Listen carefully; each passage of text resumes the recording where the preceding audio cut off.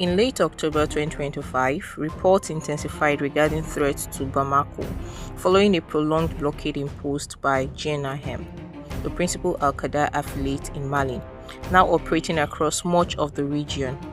Long-standing infrastructural weaknesses and mounting energy demands exacerbated Mali's reliance on free import, leaving the country vulnerable to militant disruption. By early November, the economic capital was facing acute shortages and an unprecedented rise in prices, which severely affected essential services and everyday life. History of JNIM. JNIM was established in Mali in 2017 when Iyad Ghali unified key Islamist factions including Ansar Dine and Al-Qaeda in the Islamic Maghreb (AQIM), building on earlier rebellions triggered by instability following the Libyan conflict. The group's expansion in central Mali was enabled by social grievances, notably among the Fulani, and by the withdrawal of French and UN forces after the 2020 coup, facilitating rapid territorial gains. JNIM has orchestrated frequent attacks enhanced by drone strike since 2023 and sustained by ransom revenues and coercion. Drivers of the free blockade.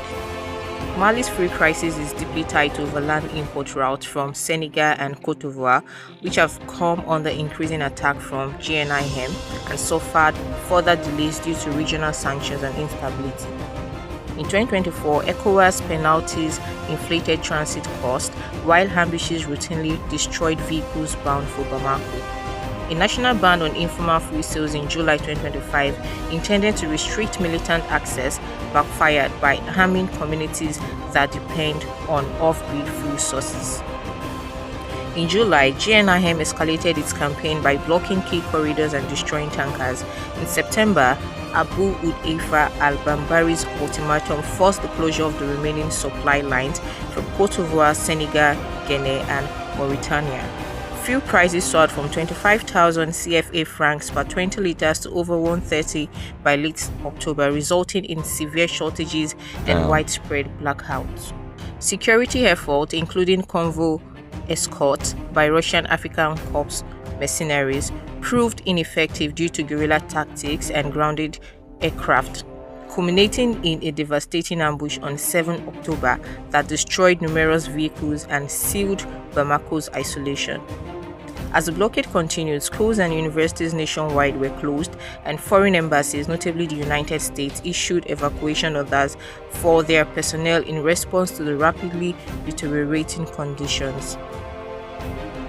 What are the implications of this development for the Sahel?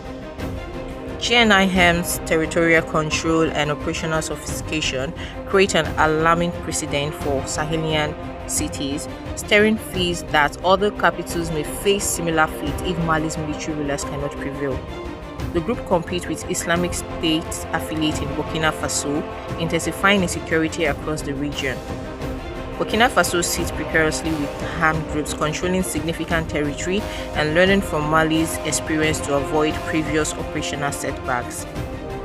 Unlike previous crises, external intervention options are constrained by the Malian junta's estrangement from Western powers, especially France, which ended operation back in 2020. Russian support has offered limited improvement, while the prospect of renewed American involvement remains politically contentious and could threaten the junta's legitimacy. Why Middle-Belt Nigeria should be worried?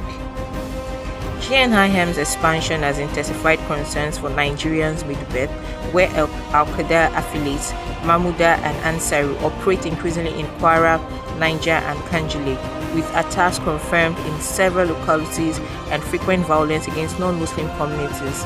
The proximity of border regions with Benin and Niger facilitates the movement of arms and militants.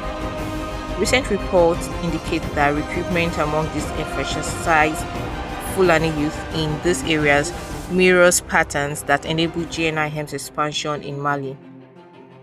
The fragmentation and rivalry between ethnic groups within Nigeria, particularly the Fulani and Kanuri, have driven breakaways such as Ansaru, further complicating the security landscape. Without improved cooperation between ECOWAS and AES states and a coordinated Nigerian security response, incidents such as the Yelewata massacre June 2025 risks becoming common.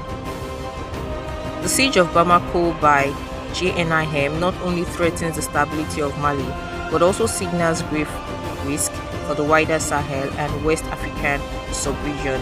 It underscores the need for comprehensive, locally informed, and internationally coordinated responses to prevent further deterioration and the spread of extremist violence.